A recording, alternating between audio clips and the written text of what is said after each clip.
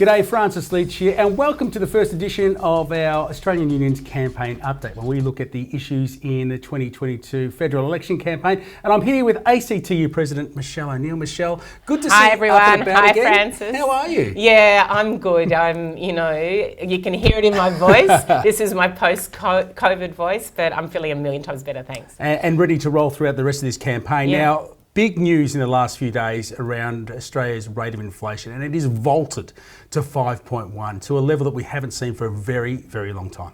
This is a shocking figure for workers, Francis, because what it means is that the cost of everything is going up so fast, but wages are going backwards in real terms. So just a month ago, the federal government gave us the budget, right? So Scott Morrison, even then, it showed that workers' wages were going to be going backwards by about $500 in the first 6 months of this year. Yesterday's figures show us that it's actually 4 times worse than that. It's $2,000 that the average worker is going to lose in wages in the first 6 months only of this year. And that's just hardship. That's just tough. That's not being able to afford to buy what you need for yourself and your family. Yeah, it is. It's real world consequences. It's not just numbers on a page. It's the decision around, do I fill the car up to go and collect my kids from school, or do I not buy that pair of shoes that my child needs for sport? Because, that money just doesn't exist anymore in my pocket. I've been travelling around a bit talking to people during the campaign, and story after story, about exactly what you're saying. And Tassie, a worker, telling me that her grocery bills had gone up $130 just in a 6-week period. Buying the same things, just the cost had gone up that much. Not able to afford the things that she's always had to buy at the supermarket. And then also, workers' rent. Housing costs are just killing people. Like, it's really, really tough. So what we know, of course, is that this is not an accident. I mean, Scott Morrison, you might have heard him in the last couple of days, is saying, it's all, overseas forces. No, that's rubbish. What we know is that we've had nearly a decade of them being in power and nearly a decade of wages being either stagnant or now going backwards. And remember Matthias Cormann, when he was around, same government, he told the true story. He said low wages are a design feature of their plan, their economic plan. And they continue to be a design feature of their economic plan, because there is no discernible policy within the current government's approach to this election which suggests that they have a plan to actually grow wages. Well, but also they're not getting the basics right. Now, this is the guy who tries to say in the election campaign, we're the great economic managers. Hold on a minute, let's look at the facts. They're not the great economic managers. These are people that are getting the basics wrong, because the basics should be that wages are not just keeping up with the cost of living, but you're getting a fair share of productivity on top of that. And they've never delivered that, never. So the thing that is a critical part of a healthy economy, workers' wages keeping them ahead of costs, they have failed the whole time they've been in government. And there could be a double whammy in all this as the Reserve Bank contemplates an interest rate rise. Now, interest rates have been at historic lows, but a lot of people, given the pressure on their budgets at home at the moment, would see an interest rate rise as another bite out of their available discretionary spending. And at 5.1% inflation, it's almost a given that the RBA is going to at least raise interest rates to some level. Interest rates are going up, and there's no extra room, there's no extra spare cash that people have to cover the cost of that. It's already really tough. So it's just going to be tougher, and it doesn't have to be this way. So the sort of things, there's 2 key things, isn't it? There's wages, and then there's the link with wages and insecure work. Because one of the reasons wages haven't been going up is because we've got more workers now doing 2, 3 or 4 jobs in Australia than we've ever had in our history. Not because they want to do multiple jobs, but because you have to do multiple jobs to make up the equivalent of one wage. I met a woman called Ruby when I was in Far North Queensland 2 weeks ago.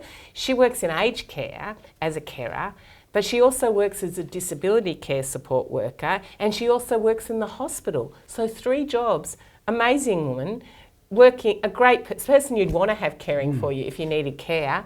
But she just said it's just so hard, and it's only because she wasn't earning enough. So they've not done anything about insecure wages, insecure work, not acted to make jobs more secure, and not acted to deliver wage increases. And when you talk about the care economy, which I think is the second biggest part of the Australian economy these days, it's only going to get bigger too, because as we age and the demographic profile of the country changes, it's becoming more important. This is one of the areas where low-paid workers are being left behind. And there's a very important case going on at the moment, isn't there, in front of the Fair Work Commission to try to win those workers in the aged care economy a justifiable pay raise, which was basically outlined by the Royal Commission findings that needs to happen. But the federal government will not support this claim in front of the Fair Work Commission. Tell people about the mechanics of what's going on here. So, you think about this work, you think about how important it is that we care for older Australians, what they've given to us, and you want to know that the people that we love, whether it's our parents or our grandparents, are being well cared for. But what we know, long before COVID hit, this is not a COVID problem, long before COVID hit, we'd had this disgraceful neglect of the aged care sector, where we'd let some companies, private companies, come in and start to make a fortune, few rich people making really big money. And then what we found was that there was no strings attached to the government money that was being poured into the sector. Not enough money, but even what was going in, it was being rorted. People literally being malnourished, starving, because they weren't getting good quality food. I mean, it's so shocking, isn't it?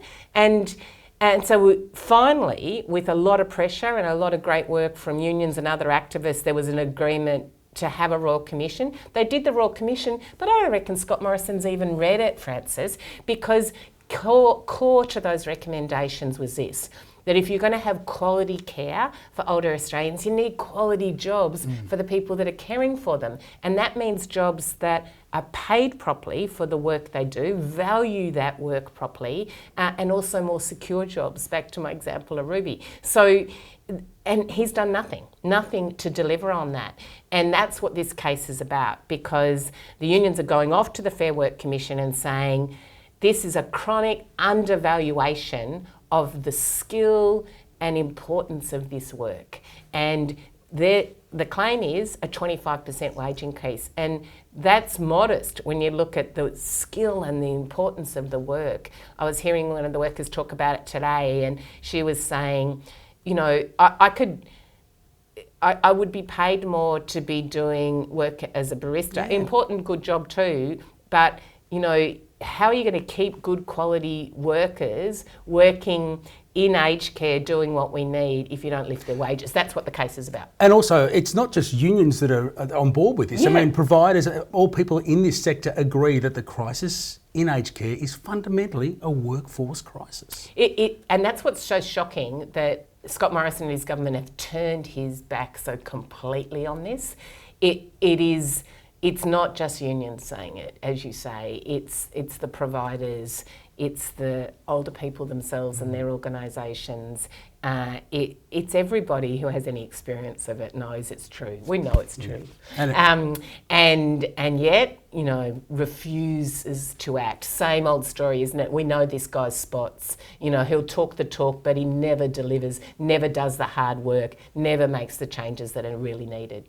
Before I let you go, to finish up this week's campaign update, a really vital report released by the Australian Council of Trade Unions this week on the backsliding in safety at work. Some of the figures are just shocking. Like the idea that once every 2 days a worker dies at work is, would shock a lot of people that that's the case, but that's the truth of the matter.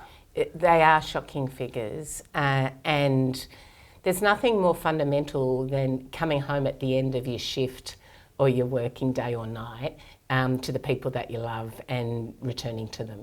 It's a fundamental thing that work shouldn't hurt us. But 2 workers a week losing their lives, but also thousands of workers being injured physically and mentally from the work that they do. And it's got worse again under the watch of this government. This is what this report shows. There's been a 32% increase in deaths increase in workers dying at work over the course of the time that this government's been in power, and an 8% increase in injuries. Now, those figures were going the other way before. So it's not like we can't fix this. It's not like we can't make work safer. It's, again, a failure of this government to do what's needed. And I know we talk about it all the time because we understand the implications of insecure work, but in this particular area, when it comes to safety at work, insecure work, labour hire, casualisation means that workers feel inhibited, intimidated from actually speaking up when it comes to safety at work. And we know this. We know that if you're in an insecure job, you're actually more likely to be in an unsafe job. You're more likely to be bullied, more likely to be harassed, more likely to be injured at work. And how shocking is that?